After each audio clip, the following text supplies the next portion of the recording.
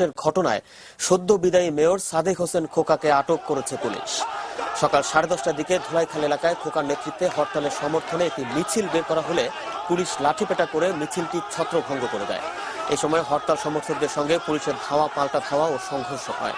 মিছিল থেকে কয়েকজনকে আটক করে পুলিশ। এর কিছুক্ষণ পর কয়েকজন কর্মীকে জড়ো করে পুরনো ঢাকার বিভিন্ন অলিগলি ও আদালত পাড়ায় মিছিল ও সমাবেশ করেন সাদেক হোসেন খোকা।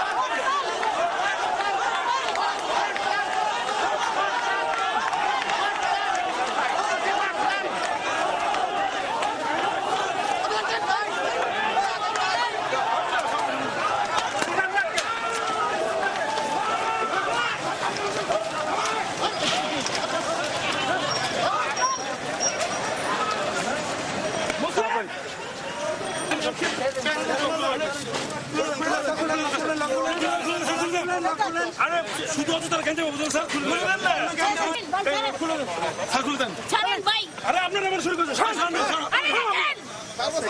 সামনে গলিতে যাব ভাই হাঁটতেছি সামনে গলিতে যাব আমি চলে যাব তো ভাইয়া বাজাতে তার ভেতরে দাঁড়াবো ছেড়ে দেন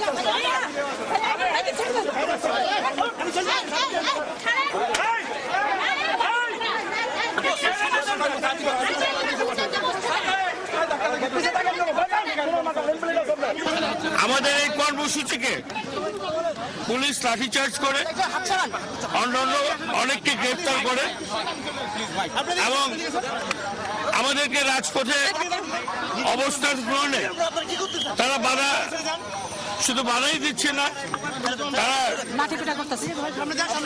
মানে গ্রেপ্তার এবং লাঠিচার্জের মাধ্যমে তারা এই দমন নীতি পরিচালনা করছে।